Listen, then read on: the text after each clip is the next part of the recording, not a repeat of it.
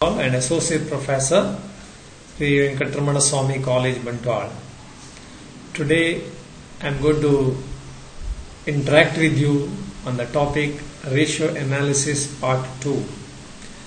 In my previous video, I explained the meaning of ratio analysis, the importance of ratio analysis, limitations of ratio analysis, the classification of ratios, etc. And I also solved some problems on ratio analysis. Today, let me solve some more problems so that you will be familiar with the computation of different ratios. Let me take up this problem number 2. Okay, here a balance sheet is given of Messrs. Weldon Limited, and based on this you have to calculate current ratio, debt equity ratio, capital gearing ratio, liquid ratio and proprietary ratio. Okay, just see the first one, current ratio. What is the formula for calculation of current ratio? Current ratio is equal to current assets is to current liabilities, or current assets divided by current liabilities.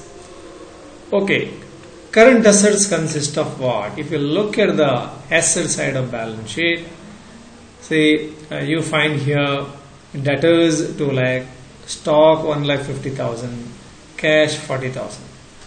So only 3 items are there on the asset side which fall under current assets. And what about current liabilities? Let us see the current liabilities here. One is trade creditors, outstanding expenses, provision for taxation and proposed dividend. So if you add up the values against these items, then you will get current liabilities. See, okay, here you are having prepaid expenses, that's also be taken, but preliminary expenses, that is not to be taken because that is fictitious asset.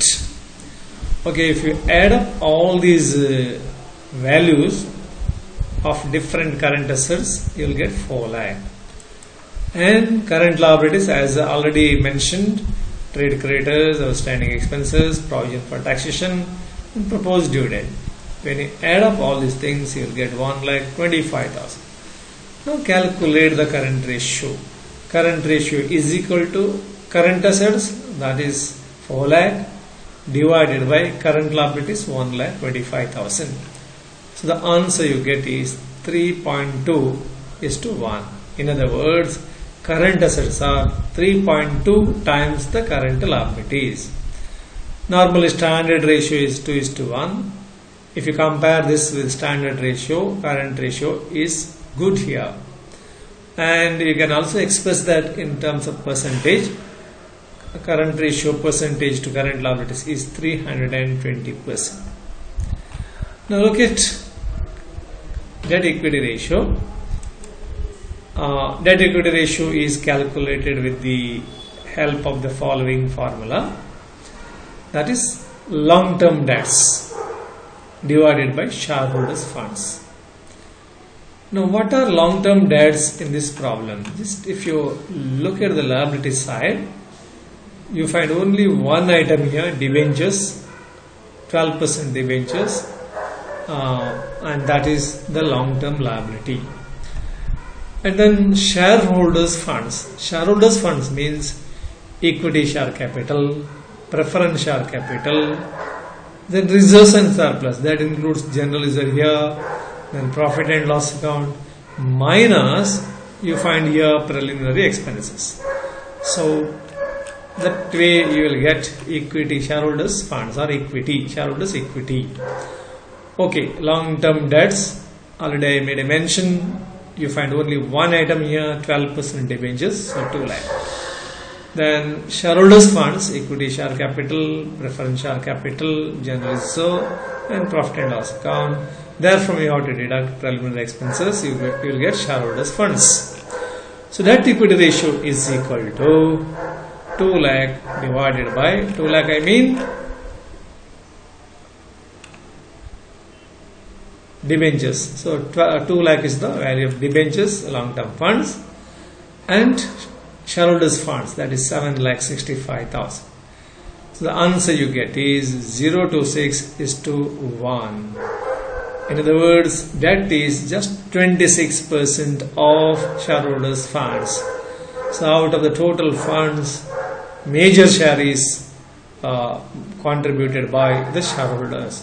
So shareholders funds is 7,65,000, whereas debt equity outsiders funds are just 2 lakh. That's about debt equity ratio. Okay, capital gearing ratio. Capital gearing ratio is equal to fixed interest bearing securities divided by equity shareholders funds. Actually, fixed interest bearing securities does not mean only debentures and long-term debts. That include even preference share capital. Therefore, if you look at the balance sheet here, okay, fixed interest bearing securities, you find here 12% debentures, one item, and then 8% preference share capital, 4 lakh. So only 2 items are there. And then equity shareholders funds. So equity share capital 3 lakh, then general reserve 50,000, profit and loss account 50,000, and therefrom you have to deduct preliminary expenses. Some authors don't deduct the fictitious assets, but let us take that. So fixed interest bearing securities, only 2 items you find here. One is 8% preference share capital, other one is 12% debentures, together 6 lakh. And then equity shareholders funds, I have already explained this. Equity share capital, general reserve, profit and loss account, and from the total of 4 lakh you have to deduct preliminary expenses, you get 3,65,000. So capital gearing ratio is equal to 6 lakh divided by 3,65,000. So that comes to 1.64 is to 1. In other words, fixed interest bearing securities are 164% of the equity shareholders funds. So here, when compared to equity shareholders funds, the value of fixed interest bearing is substantial. Okay, next one is liquid ratio. Liquid ratio means liquid assets divided by liquid liabilities. You can pick up the items from the balance sheet under liquid assets, or current assets minus stock or inventory and prepaid expenses. That way you can calculate. Say, if you look at the asset side of the balance sheet, you can directly consider the items of liquid assets. For example, liquid assets include cash, then stock is not included under liquid assets or quick assets, debtors. And then, yes, only 2 items you find, debtors as well as cash. So you have to exclude from the current asset stock as well as prepaid expenses. Similarly, if you look at the liability side, here, if there is overdraft, bank overdraft or cash credit, that should be excluded from current liabilities. But such items are not there here. Therefore, in this problem,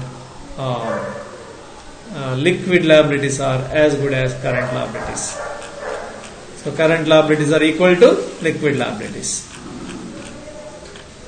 Anyway, liquid ratio is equal to liquid assets divided by liquid liabilities. Liquid assets is equal to current assets minus stock plus prepaid expenses.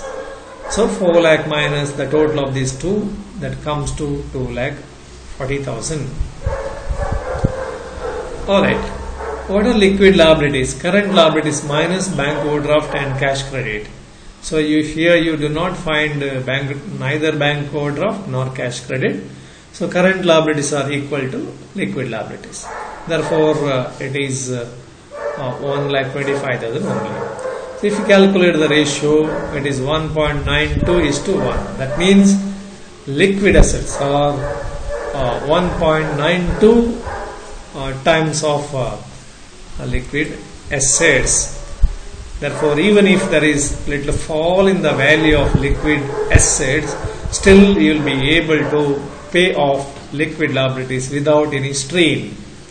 So in percentage terms, it is liquid assets are 192% of that of liquid liabilities. Alright, proprietary ratio. Proprietary ratio is equal to shareholders' funds divided by total tangible assets. Now, what are shareholders' funds here? Shareholders' funds are 7,65,000. We have already calculated that earlier. We have calculated here 7,65,000. So no need of calculating it again. Then total tangible assets. So you find here, see all these assets except preliminary expenses. Preliminary expenses are nothing but that falls under fictitious assets. But for this 35,000, the value of all the assets on the asset side of the balance sheet you have to take. So by that you will get total tangible assets. So that comes to say 11,25,000 minus preliminary expenses, you will get 10,90,000. So proprietary ratio is equal to 7,65,000. Here it is not dot, it should be comma. 7,65,000 divided by 10,90,000. So the ratio is 0.70:1. In percentage term, it is 70.18%. That means shareholders' contributions in the total tangible assets is 70.18%. That means the remaining value is contributed by outside borrowings. So substantial portion is being contributed by proprietors' funds. So that is proprietary ratio. So by this I have solved this problem. Now we'll move on to one more problem. Here profit and loss account and balance sheet is given, and you need to calculate these ratios. Okay, current ratio, current assets is to current liabilities. In this problem, what are current assets? So it is closing stock, debtors and bank balance. So when you add up all these three items, then you will get current assets. What are current liabilities? You find only two values here, two items here, creditors and bills payable. So if you put that in the formula, current assets divided by current liabilities, or current assets is to current liabilities. Current assets are 4 lakh, I already explained. Current liabilities are 1,50,000. So if you calculate the ratio, current ratio is equal to 4 lakh divided by 1,50,000. So it is 2.67:1. Normal standard ratio is 2:1. Here it is above that, and therefore current ratio sounds well. And it is 267% of that of current liabilities. So even if there is little fall in the market value of current assets, still you will be able to pay off current liabilities without any strain. Then look at the liquid ratio. So here liquid ratio is calculated with the help of the following formula: liquid assets divided by quick liabilities. But in this problem, actually some authors even follow this formula: current assets is equal to current ratio is equal to current assets is to current liabilities. Instead of quick liabilities, they take current liabilities only. Anyway, we'll take up this formula: liquid assets divided by quick liabilities. And in this problem, current liabilities and quick liabilities are one and the same. That is 1,50,000 only. Liquid assets are debtors and bank balance. So from the current assets, you have to exclude stock. So you find here these three items under current assets. So you have to exclude closing stock. Therefore, the remaining two items, debtors and bank balance, the values against these two should be considered, and therefore that comes to 1,50,000. See here, 1,50,000, and liquid liabilities are creditors plus bills payable, that is 1,50,000. So the ratio is 1:1. So standard ratio is also 1:1. So liquid ratio is good, and the company is in a position to pay off the liquid liabilities with the help of liquid assets. And liquid assets are 100% of that of liquid liabilities.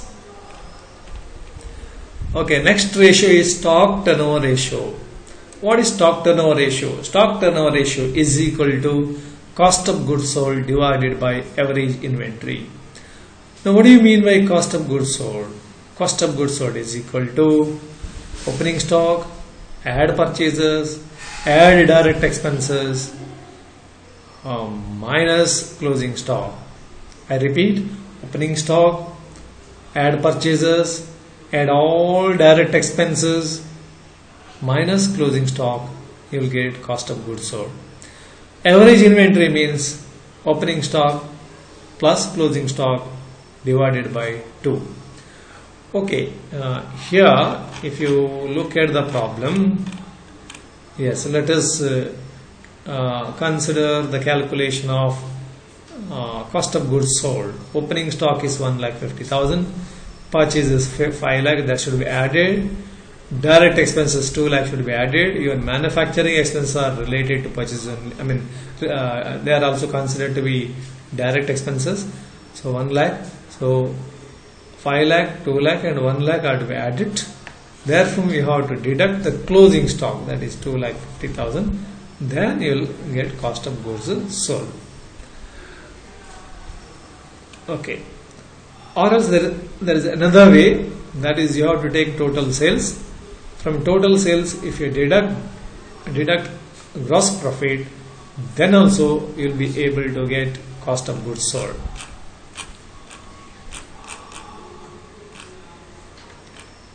Yes, so 1,50,000, 5 lakh, 2 lakh and 1 lakh, 9,50,000. So therefore you have to deduct closing stock, 2,50,000, you will get 7 lakh cost of goods sold. I told you another way of calculating is total sales minus gross profit. Total sales are 10 lakh there and gross profit is 3 lakh, and therefore the net value is 7 lakh.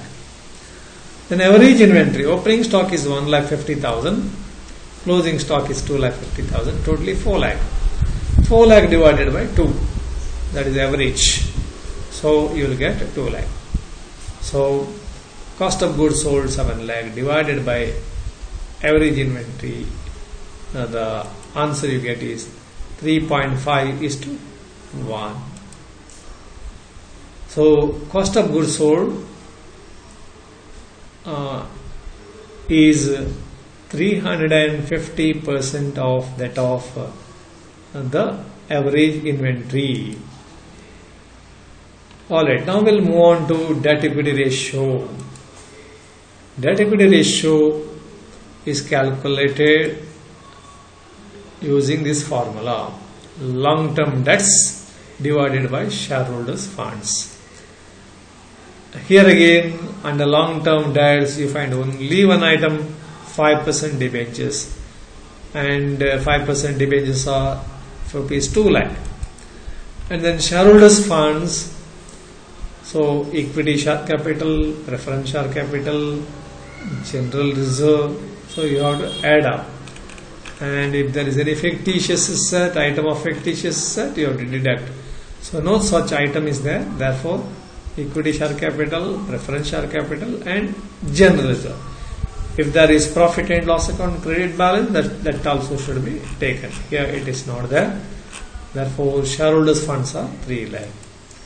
So, long-term debts are 2 lakh, and equity shareholders' funds is 3 lakh. As a result, ratio is 0.66:1. That means debts are 66.67% just percent of that of equity shareholders funds. The next, so that equity ratio will help you to make out the solvency of the concern.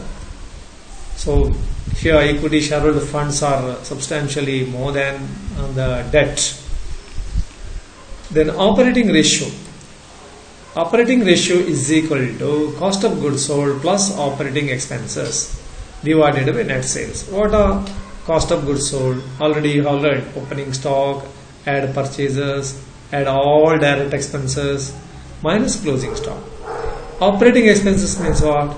Operating expenses means office and administrative expenses and selling and distribution expenses. We have taken only these two. In some cases, some authors take even financial expenses under operating expenses. Okay, that depends upon the assumption we make. So here we have excluded financial expenses. So if you substitute the values here in the formula, cost of goods sold is 7 lakh, we have already calculated earlier in the problem while solving the problem. And then yes, operating expenses, let me go back. You find here administrative expenses 50,000, selling and distribution expenses 50,000, loss on sale of plant, this is operating loss, and this is financial loss, we are not considering. Interest on debentures, this is an item of financial expense, and therefore we are not considered this, but some authors take this. I'm sorry to say, loss on sale of plant, that is non-operating expense, that is not to be taken. So financial expense is interest on debenture. Some authors take even this debenture under operating expenses.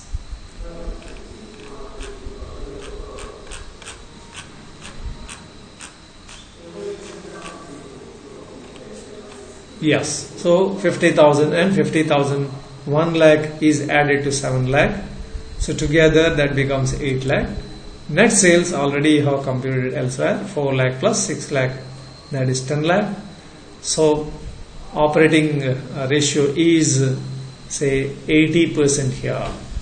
That means if you sell the goods of rupees 100, 80 is the operating expenses. Total operating expenses are 80% of the goods sold. I mean value of goods sold, that is selling value. So 80%, that means still you are left with 20% operating profit. As I already mentioned, some authors include even financial expenses under operating expenses. Then debtors turnover ratio. Debtors turnover ratio is equal to net credit sales divided by average debtors. Sometimes in the problem, if the information regarding net credit sales is not there, then we consider the total sales. And again, if opening stock and closing stock both are not available to calculate average debtors, So not stock, debtors. Opening debtors and closing debtors values are not given, then we take normally closing debtors as a representative value. Okay, net credit sales in this problem you find here, for example, yes, 6 lakh. So I have taken an average debtors. As I mentioned, as the item opening debtors is not given in the problem, the amount of closing debtors is taken as average debtors. So it is 1 lakh only. And the ratio is 6:1. In other words, in percentage terms, that comes to 600%. So net credit sales are 600% as that of average debtors. Next, gross profit ratio, very simple ratio, gross profit divided by net sales. Gross profits are 3 lakh and total sales are 10 lakh into 100. So you will get the ratio in percentage form. So it is 30%. If you sell the goods of rupees 100, you are going to make a gross profit of 30%. This you can compare with earlier years. We call that inter-period comparison, or you can compare that with that of other firms, that is inter-firm comparison, and thereby you can arrive at a conclusion whether profitability position is good or bad. But normally 30% is a good ratio, so profitability position of the concern is quite good. Then look at the net profit ratio. So net profit ratio again is very simple, net profit divided by net sales into 100. So net profits are 1,75,000 here. Then the net sales you find here 10 lakh only into 100. So answer is 18.5%. So if you sell the goods of rupees 100, you are going to make a net profit of 18.5. So this ratio is quite important from the point of view of management as well as from the point of view of investors and even prospective investors. If the rate is very if the ratio is very high, the management can satisfy the shareholders that they have managed the affairs very well and thereby they have made good profits. And investors, especially prospective investors, they consider the profitability position, and before making the investment they may consider this. Even the present investors, so they have already invested, they would like to know the profit earned by the concern, and absolute profit conveys nothing, so that should be compared with that of net sales. So 18.5%, so that is the ratio you get. Okay, now we'll move on to problem 4. So here, yes, balance sheet is given, then additional information like total sales 4 lakh, of that 20% of which 20% made on credit. So 20% of this is on credit sales. Out of total sales, 20% is on credit. So that comes to 80,000. 80,000 is credit sales and the remaining amount is cash sales. Gross profit for the year amounted to 80,000 and net profit rupees 20,000. So these details are required in order to calculate some of these ratios. So what is expected of you? You are asked to calculate current ratio, liquid ratio, debt equity ratio, gross profit ratio, net profit ratio and proprietary ratio. What is current ratio? Current ratio is equal to current assets is to current liabilities. Here current assets means what? Say stock 90,000, debtors 21,000, bank balance 5,000. So if you add up, you will get current assets rather. And what are current liabilities? Bills payable and creditors are the only two items which fall under current liabilities. So if you calculate the proportion, you will get current ratio. The liquid ratio. So here from the current ratio you have to exclude stock as well as prepaid expenses. Here prepaid expenses are not there, but stock is there. Exclude stock. So only consider debtors and bank balance. So you will get liquid assets. And what are liquid liabilities? So liquid liabilities also remaining the same as that of current liabilities, bills payable as well as creditors. Then you have to calculate the ratio. Then debt equity ratio. Debt equity ratio is equal to long-term debts is to or divided by equity shareholders funds. Okay, debt means what here? Long-term debts. So only one item is there here, 5% debentures. What are shareholders funds? Equity share capital, preference share capital, general reserve, profit and loss account, and then from that you have to deduct preliminary expenses. Then you will get shareholders funds. And then you have to calculate the ratio. Then gross profit ratio. Gross profit ratio is nothing but gross profit to net sales into 100. The gross profits are given here 80,000 and the total sales 4 lakh. So 80,000 divided by 4 lakh into 100. So you will get gross profit ratio. Net profit ratio. Net profit 20,000 divided by total sales 4 lakh into 100. You will get net profit ratio. Proprietary ratio. Proprietary ratio means proprietor's funds. Proprietor's funds divided by total tangible assets. Total tangible assets. Okay, proprietor's funds or shareholders funds. Equity share capital, 6% preference share capital, general reserve, profit and loss account minus preliminary expenses. You will get shareholders funds. And total tangible assets. So you have to deduct. You are not to consider preliminary expenses here.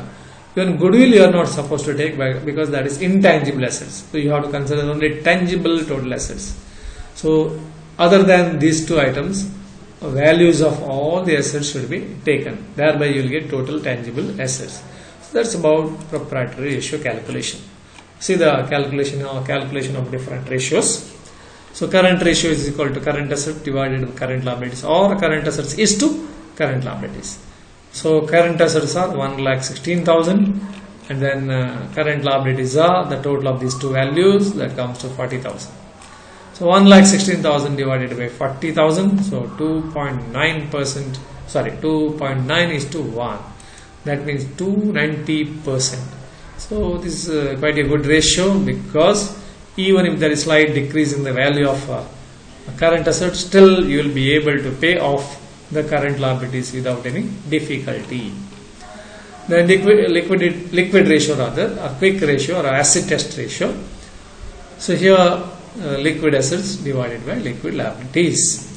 Liquid assets are, yes, only debtors and bank. So closing stock is excluded from current liabilities in order to calculate liquid assets. So that comes to 26,000. And liquid liabilities, they are equal to current liabilities only in this problem, and therefore that comes to 40,000. So here liquid ratio is 26,000 divided by 40,000, that comes to 0.65 is to 1. In other words, 65%. So here there is little problem, because when liquid liabilities fall due, you may not have liquid assets, sufficient liquid assets to pay them off. So we need to improve this ratio. So this reflects that management has to think in terms of this ratio. At least it must be 1:1, so that when liquid liabilities fall due, you will be able to pay them off with the help of current assets without any strain or difficulty. Okay, next, debt equity ratio. Long-term debts divided by shareholders funds.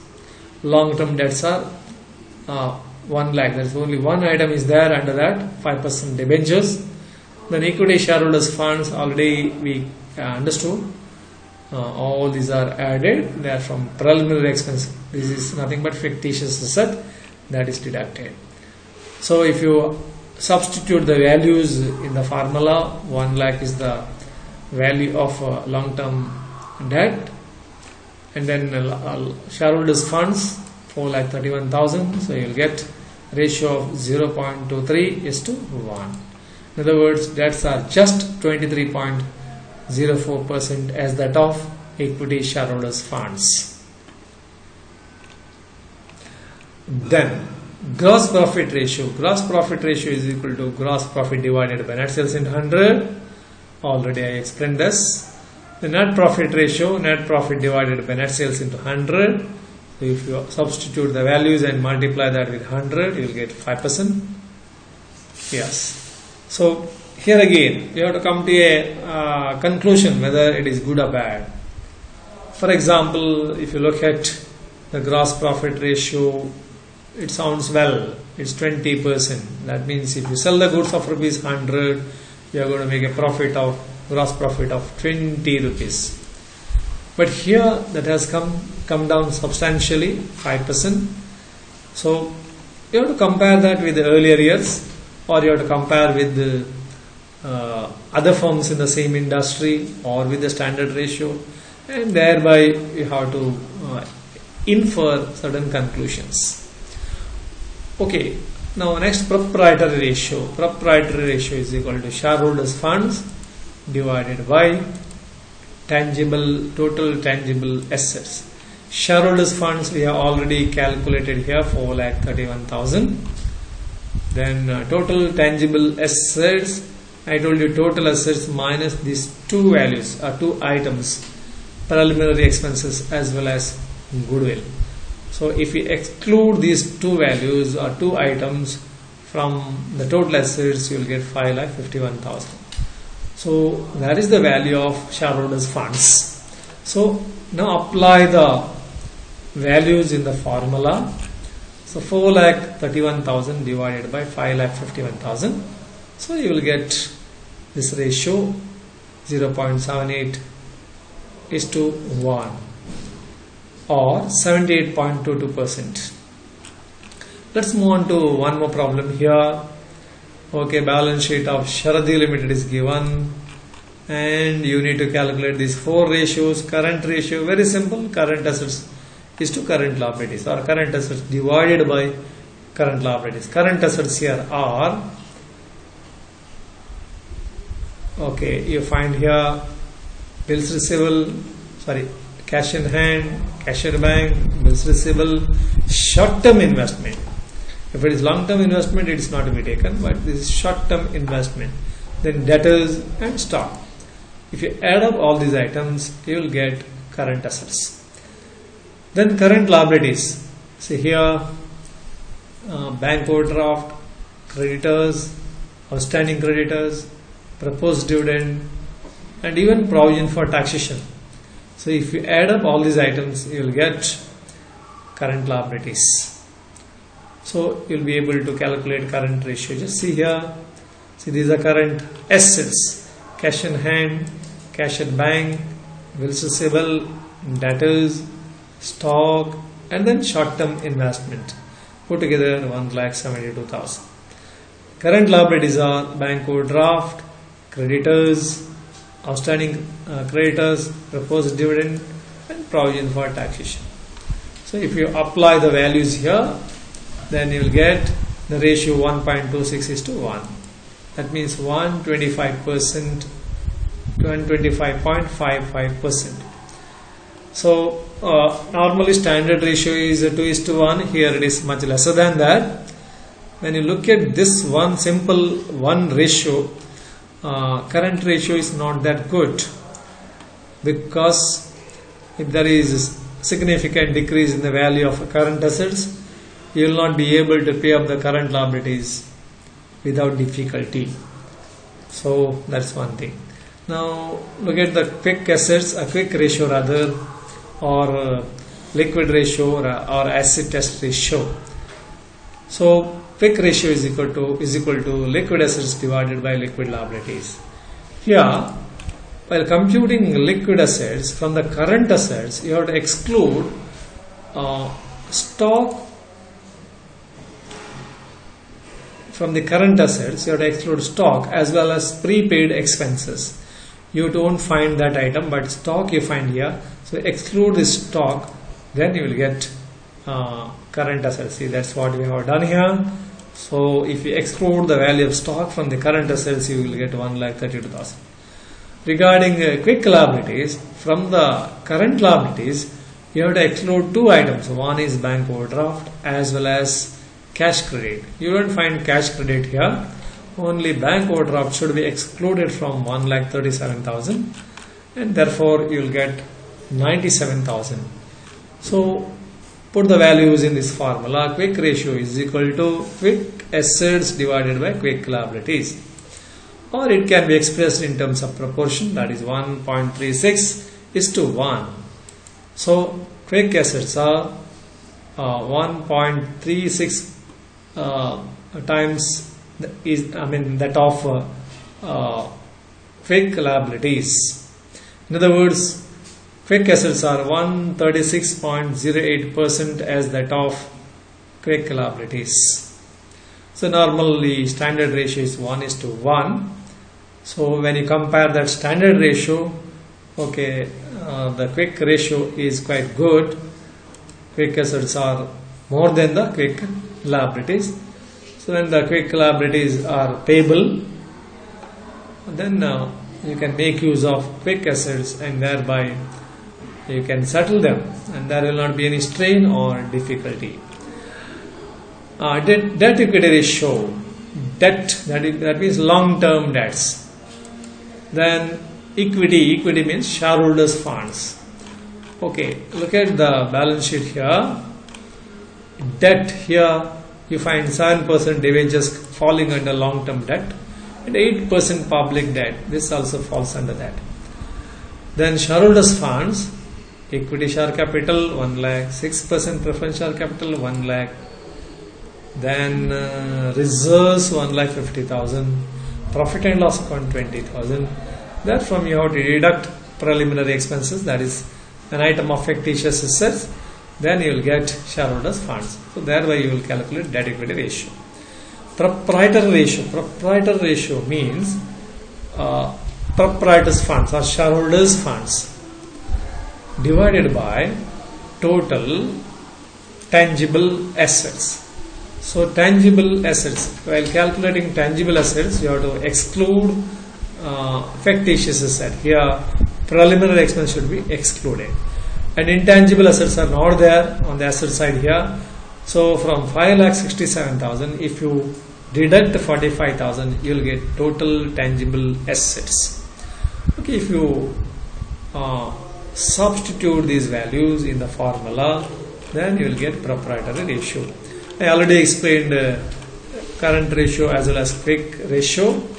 Now debt equity ratio I already explained. Long term debts divided by shareholders funds. Long term debts are 60,000, and shareholders funds are, after deducting preliminary expenses, comes to 3,25,000. So debt equity ratio is 0.18:1, or it is 18.46%. So out of the total funds, contribution of the shareholders is substantial, and equity debt, contribution of outsiders funds is just that is 0.18 or 18.46%. Proprietary ratio. So what is the share of shareholders when compared to total tangible assets? So shareholders funds, already we have calculated 3,25,000. Total tangible assets, already I explained, total assets minus preliminary expenses. So you will get 5,22,000. So 3,25,000 divided by 5,22,000, and you will get 0.62 here only 0.62:1. This one should be deleted. I forgot to do that. It's an error. This should be excluded. Okay, so it is 62.36% of that of yes, total tangible assets. So shareholders are funding to the extent of 62.36% of that of total tangible assets, whereas the remaining amount is being contributed by outside borrowings. So that's about proprietary ratio. So thank you very much.